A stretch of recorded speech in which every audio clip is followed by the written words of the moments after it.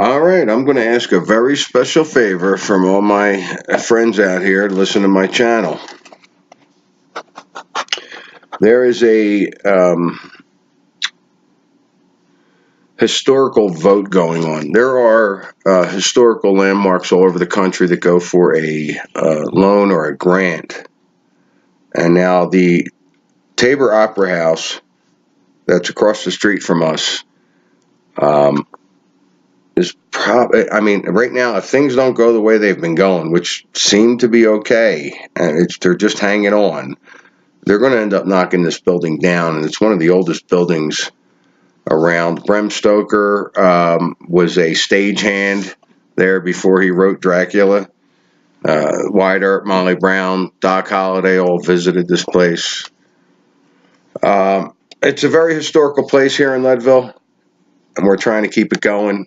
We've been going over there catering food, and we've been doing stuff like that for special events. Well, they're having this event for a grant, and we are eligible to get in it. And they're having a vote all over the country. There's about 15, 20 places that all over the country that are voting. And what I'm asking you guys to do, if you could do this for me, you're going to go into Google and hit Main Street Vote. You're going to see Vote National Geographic. Click that. You're going to sign up. It's your email. And listen, I believe this could be a lot. I mean, if you can't do it, I get it. It's not a problem. You sign up. You're going to click National Trust for Historical Preservation. Click the Vote Now button.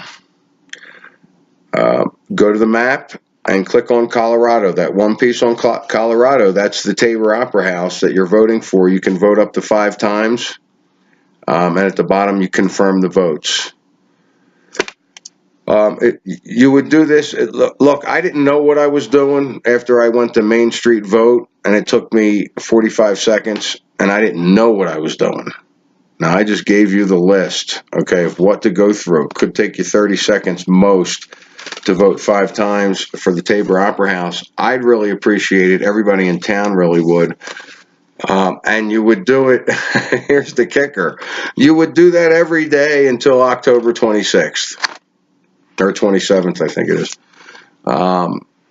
That would be a great help. If I could get half of the people that watch my videos to vote 5 times every day, we'd get that grant and the Tabor Opera House will stay running. That would be fantastic. Thanks for listening to that. And now here's the regular scheduled program that you were initially looking for. I just want to say real quick, that was succinct.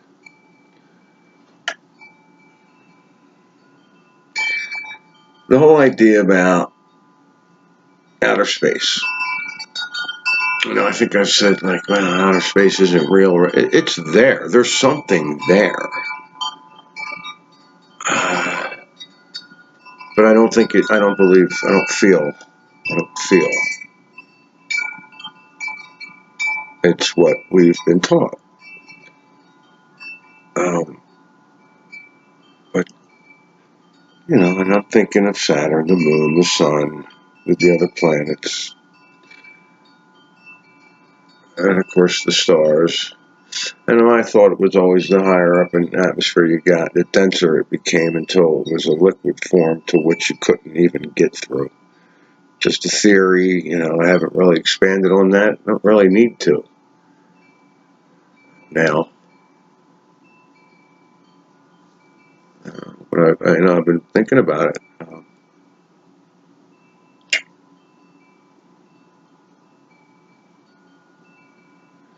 There's something there. It's just not what we've been told. There's, those things are real. And I'm like, somebody showed me a picture of Saturn. Look at the new pictures of Saturn. And I said, oh, they're drawings, And I thought, you know what? They might not be drawings. They could absolutely be photographs. Sure, we got the P900 and, photographing stuff and getting in on them. So whatever, I took that picture, could have taken that picture, could have got close. Did it get that? Have we been out of the atmosphere? I mean, I still tend to think not, but I don't know.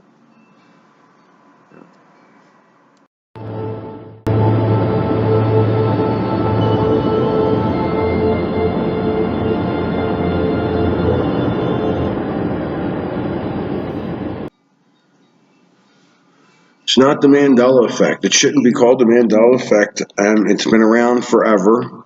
Um, We're just noticing. Some people are just noticing it now. I'm one of them. This is the way we live naturally. Everything shifts and changes, and you don't have to go by what everybody else is doing. You can shift into a different timeline on your own. And I really don't know if that's the proper terminology or whatever else. I don't know what it is. But I just know this Mandela effect, the title.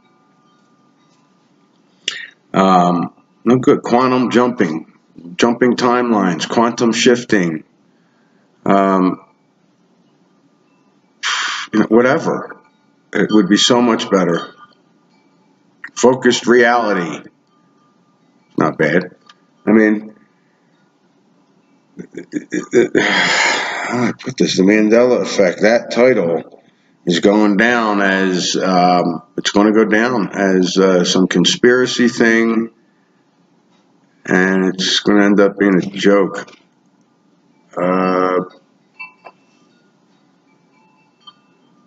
Yeah, I don't know, because that's not what it is. This is how and I said this. I took a shot, and I'm sticking with it. This is my theory, and this is what's happening. Your consciousness is what's shifting through different timelines to create motion, space, time, consciousness. Well, get it. Don't yell at it. Get it. To fly. And to notice a change, it's just a sign that you've shifted into another timeline. That's all it is. And I think it can be used, manipulated, controlled. Manipulated, controlled. No, because if you're going to control it and manipulate it, it's not going to work. Manipulate, maybe. And once you figure out that you can shift other people, you can shift other people by giving them direction. Hey, listen, this is the way it is. This is the way it's done. This is how you do it. They're believing it. They're shifting into that, which is not, and which is. So, yeah. After all that, I got to say, I think Matt and I are saying the exact same thing, maybe different terminology, maybe it's off a little bit, because I'm saying get rid of that negative thing, that thing that in your heart it shouldn't be there anymore. Otherwise, it's going to be taken from you, and then it's awful, whatever. And when you get rid of that thing, things are going to be bad, but they get better. But you got to let go of those things. Now, for me, I've applied myself. I've focused on something small, tested it over a year ago, focus on it. There's other factors to it, and I still don't know what they all are. But I've created. I mean, I am practically doing whatever I want.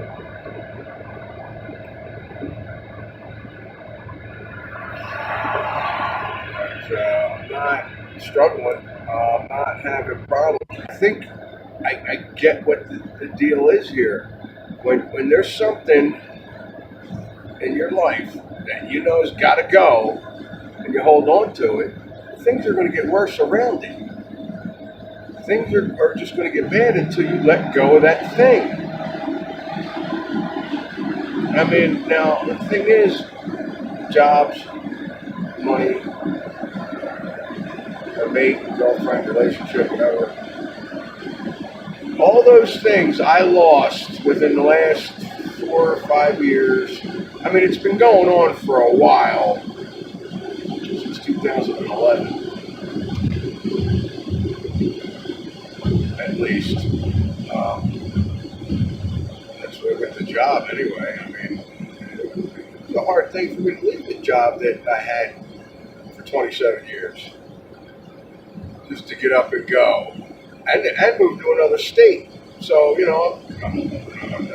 talk about losing family and friends. I've done that too. 15, but I believe I've shifted to where those friends are still in contact with me and they're aware of the Mandela effect and the things that are going on around, and they hate calling it the Mandela effect.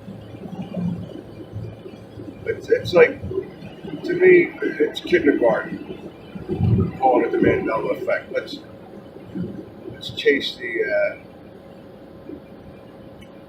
changes and make a big joke out of it and have fun with it. That's fine. Do what you got to do. Even with that, somebody's going to turn around and go, "Wait a minute, that don't work." You know, you take what this information is, the Mandela effect, and you apply it. Use it. If you're going to turn around and say, well, it's fate and, we can't use it, it's something else controlling us and we have no power over it, then sure, you're going to have a rough time over it because guess what? That's what you're focusing on, that's what you're creating, and that's what's going to happen. If you take the information from the Mandela effect and apply a theory, it doesn't have to be the one that's working for me. Do what you want. Come up with your own theory. If it don't work, come up with another one. Keep doing it. That's what I did. I was trying different things, and I'm still at a point where I don't apply all the to look at the mountains. I mean, how many people can do that? And maybe they don't want to. I mean, you got to do what's comfortable for you, what's relaxing for you. Every week I go to the hot springs. I mean, I think that's a big deal with me because that stuff takes the poisons out of your body and puts other minerals in them. And I've noticed changes with that too. That's a big. I think you gotta take the Mandela effect and pull a theory. Me, I focus on something, I meditate on it, I let it go. I don't have any.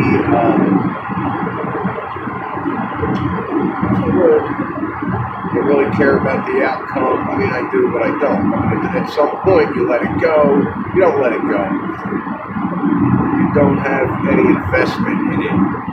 One way or the other, whatever happens, you already know, and just move on to the next creation, the next thing you want to create. Make it small. Hey, there's an album I really want. Okay, yeah, you can go out and buy it. Whatever. Come up with something, and then when you're done with that one, move on to the next one, and that one it started will happen. It has for me. I mean, but the first few times I did it, I failed horribly. I would drive somewhere looking for something specific, and just opposite things would happen. What is this? Well, number one, I probably really didn't believe it at the time. And I did have too much investment in it. There's things that I really wanted. It just wasn't happening.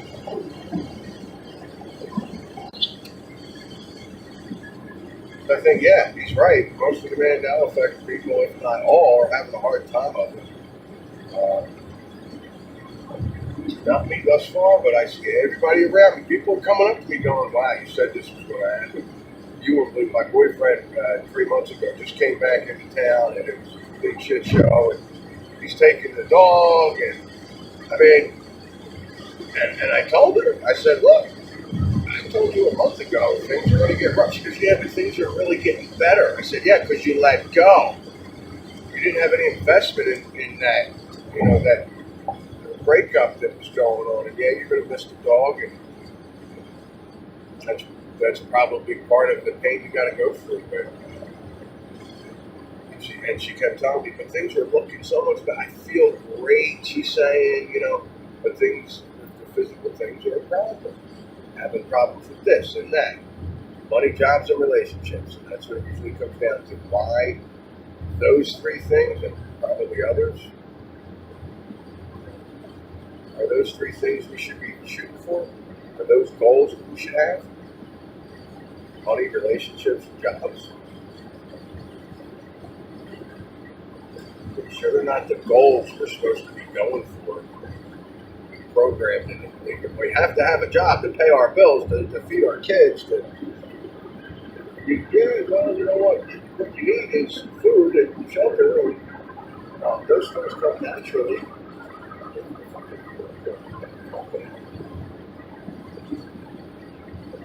But see, for me, that was something I guess was programmed early. Food and shelter. It's just going to be there. Money. Always had a problem with money. Not now. Not like I said, I'm not independently wealthy. But I don't have a problem. I haven't had a problem with money. It took a long time for me to get out of that money issue I had. It was like every week. I was living week to week. Couldn't do anything else. Week to week, and every week I was at $20 short. Next call. It's an inside joke. Got it over here. But then in like 2007, 2008, a lot of things started to change for me. I didn't understand what was going on. I didn't really conscious of it, focused on it. It was just, I just started to write checks and be real happy that I was paying a car payment. I'd write that check and be thrilled that I was sending that money out. And that's when it started. It still took years. I was so locked into this money thing. It took years because that's how hard the programming was. But now that money's there, I don't concern myself with it. If I need something, it's there.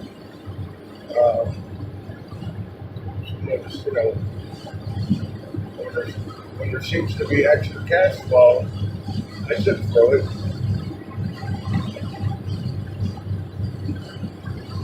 I think my point is, we don't have to sit around and let this stuff happen to us. Me, I'm observing other people and I help it out if I can. Mostly with my words, trying to explain to them what's going on.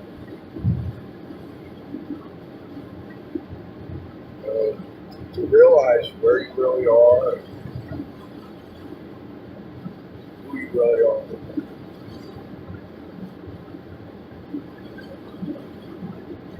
I don't think you have to be until I know it's got it. Yeah, it's going to be harder for other people. Why? I don't have a family. I mean, I do. They're on the other side of the country. I don't have a family that I'm tethered to right now. I'm not living with my family. I don't have a wife and kids. That's got to be so hard. I just talked to and heard more than two people talking about how family members were just dissing them. I mean, we're talking sons, wives, husbands. It's totally blowing these people off. Like, how can you do that? Till death do us part. Won't even have anything to do with it or any kind of Mandela effect issues. They don't want to hear it. Well, they're probably going through their turmoil stuff too. I see more families splitting up. They have to because they have to. It's sad and it's going to hurt. For me, the relationship thing slowly died off. The job thing was hard to leave. I always said when I was in the 80s, when I was studying some of this stuff, and I say some of this stuff, like I was looking into aliens and all kinds of other stuff.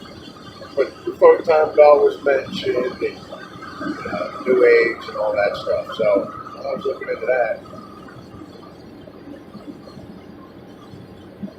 It was like Bill Cooper and Vladimir Valerian, Well, I don't know how I was going to prepare myself for this stuff, but I always wanted to be alone. I always thought, wow, what am I going to do with my wife and dog? I'm going to be dragging these guys around. Well, now I got cats to drag around, so it don't matter. It's a little different, I suppose. Pack them up and go. Go where? It's happening everywhere. You're not going anywhere. You're not needing a bug out bag. I don't understand some people. They put all their faith in something that they're going to be taken care of, and then they go get a bug out bag.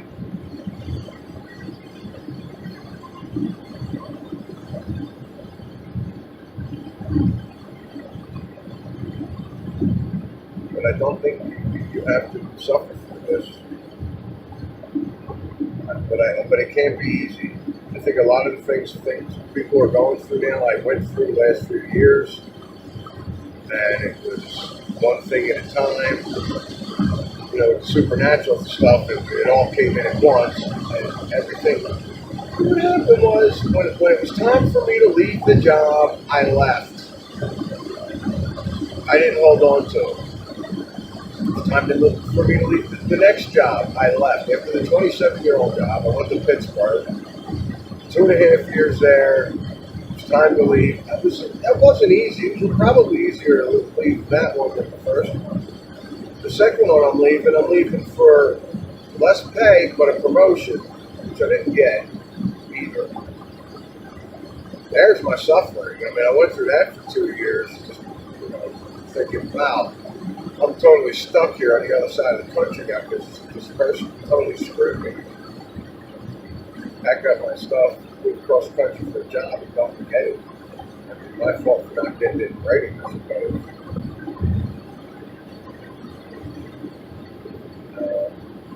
And that's, things started to ramp up about that. But then, I left that job, and I left that job not in a good way. I mean, there was a case on it and everything else, and I won. Casino was wrong about some things. Then moved out of Colorado to Mississippi for another casino job. Less pay, took a demotion, but there was more room to move up. And I knew people in the right position, so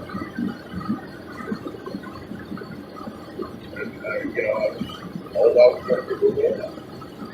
And we know the story there, 6 months there, and I had to get out. It just didn't work out.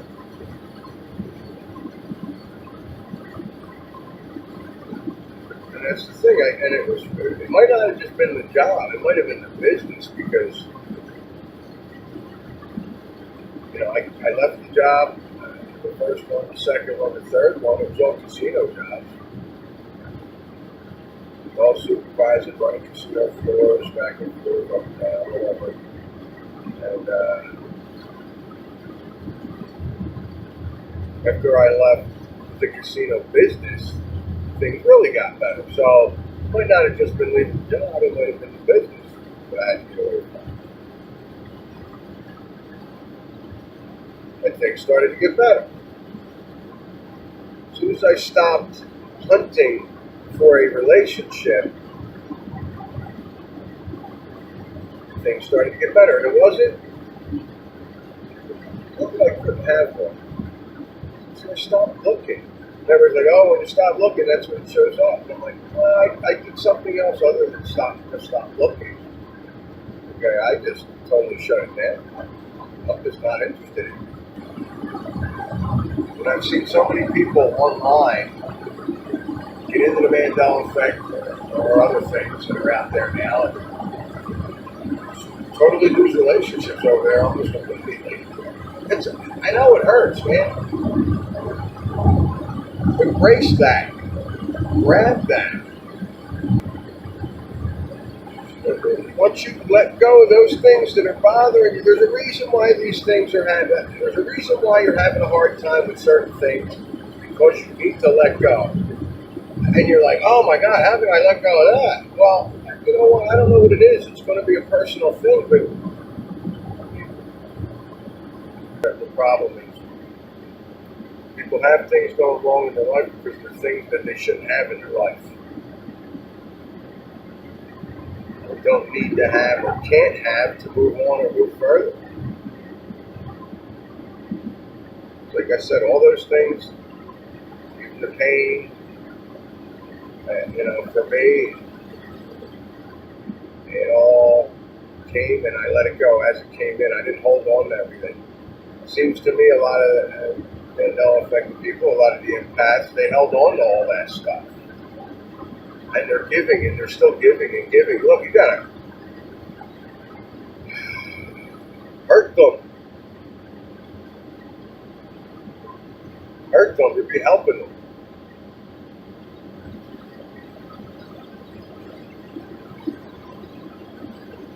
It's funny, I woke up at, I don't even know what time. Prince jumped on me, started scratching my back. I woke up, I was like, wow, buddy, all right. You hungry now? All right, I'll come up. I must have fell asleep early, probably before midnight. And got me out, fed him, and I realized, well, I'm awake. And it was probably more than 4 hours sleep. I don't know what time it was. I got dressed and left the house. But I just go for a cruise to enjoy a day off. And, I guess it's got to be 5, 6 in the morning now with that sun coming up. Or over, or whatever it does. I used to turn my back on that stuff. And it wasn't part of my reality. Well, it is. It's a part of the collective. So it is part of my reality. So now, rather than just completely turning my back on it, look, I still won't watch the news, and I'm still not going to watch the wars. I hear people talk about it. It's part of the collective. It's in my reality. I'll say a prayer for them. I'll meditate for them. I'll decree, whatever it is. But that's not turning my back on it. That's trying to take a responsibility for it, understanding that it's part of the collective. Nature's doing it to them. And of course it is, if it's what you focus on and what you perceive as your reality, that's what it's giving the universe. They used to say the universe, you send it out to the universe, that's what you're getting back. Well, that's what's happening with this. These people are going, woe is me, and we got to stop that. You are part of the chosen, you've been called. 144,000, whatever it is. I mean, you don't want to break out of here. You don't want to get out. You want to stay. It's the whole point of us being here. We're making this place better quicker.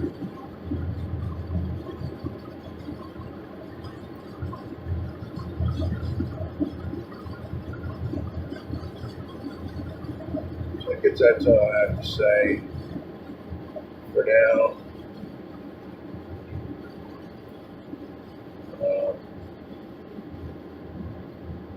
Said, just take one thing at a time. If you're going to try and create instead of sitting back and waiting, because that's what I see a lot of people doing, sitting back and waiting for things to happen. And I'm at that point now because I can be. I've already gone through the crap. I've created the relationship. I created the relationships around me. I've created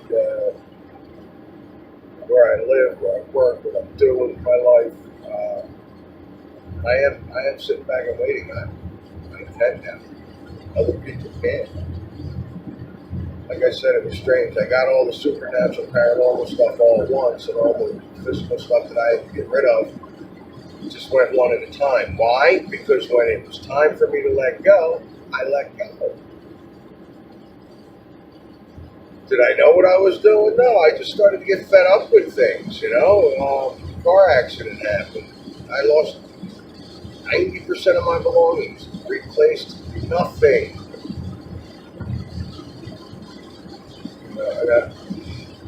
I'm sure that was part of it. That was clearing. I cleared everything out to let other things come in. The 2.5, and that was in Pittsburgh, and the 2.5 years there, Pittsburgh with an H. Just basically just a waiting period or something because I was experiencing things, didn't know it, so I was just doing my normal routine.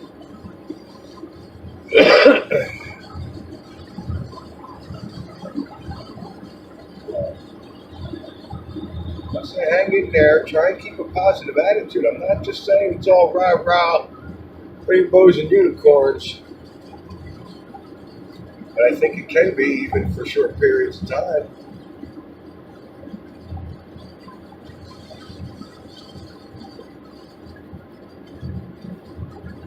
And that's the direction I want to go now. We know things have changed. I just heard a radio station this morning with this woman talking about how, she's a scientist. And she just, she sees the Mandela effect. She's still fighting it off. At first it bothered me. I'm like, come on, take it easy. What was the example? Oh, it was the Challenger. The year that the Challenger exploded, she was absolutely sure she knows where she was, what year that was, but then she started to question it because she's like, wow, it's not 84, whatever year they were, it's 86. Some people say 85, and they're going on, and she sees it. She's like, yeah, that makes no sense to me, but maybe I was just too young. We know the human mind that misremembers things, and she's going on about this, and it bothered her. I think it bothered her that she felt, something's wrong with my mind because I'm misremembering things. I think that started to bother her. But she was just she's holding on. She's holding on for dear life to this third dimensional reality. Because for her, it's still solid, linear. There's nothing, there's no way it would change. She just doesn't, that's why she's just chalking it up to misremembering.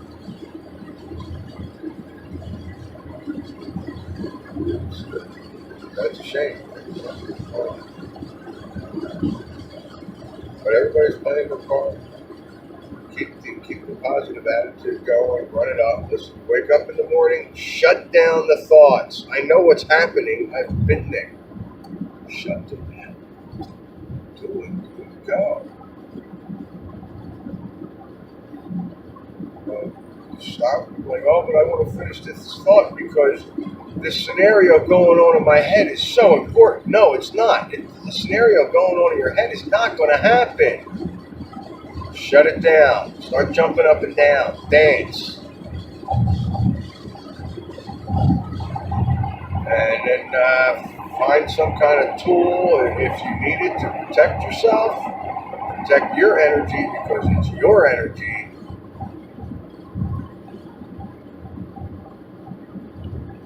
And you'll feel like you're you again, and you'll be able to take control, and you'll be able to say no. I've noticed a lot of the empathic people, a lot of the people in the Mandela Effect community can't say no. If you're empathic, it's so hard to say no. You want to help everybody. But sometimes you got to realize there are energies out there that are not out for your best. They are out there sucking up your energy. And they don't even know it, and they're not trying to do it. And this don't make them bad people. It's the stuff they went through their whole life. That's the real life. That's how they did it.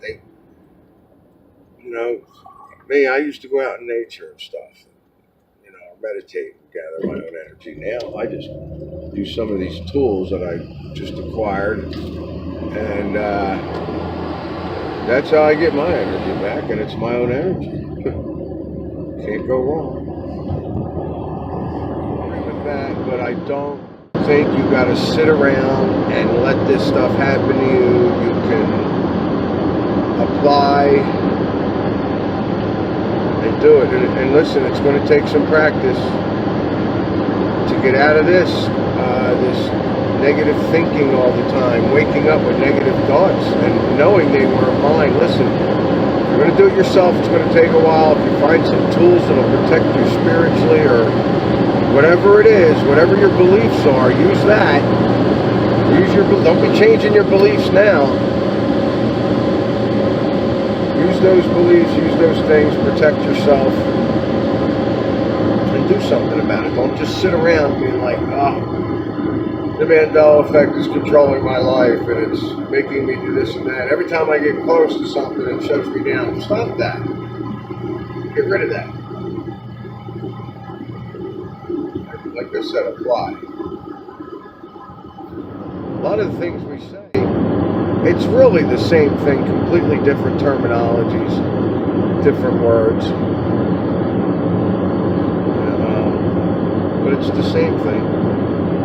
It really is. And it's a lot of the things other people talk about that I say, oh, it's the same thing. And the terminology is different. I'm like, well, why can't I just change over to that? Well, I can. I mean, that's not my beliefs. They're not they're thing that probably tore away. That's why I say go with what you believe, what your faith is, what's going to help you, what keeps you sane. Go with that. But I really think you can apply yourself. You don't have to be the victim. You do not have to be the victim. You do not have to be the victim. And I think a lot of the Mandela affected people feel that way. Start looking at it like you're the chosen, not the victim. You're asked to say, wait, you're strong enough to be able to get through this, make the world a better place, and help people, even while crap's going around in your life. That's why you're being called.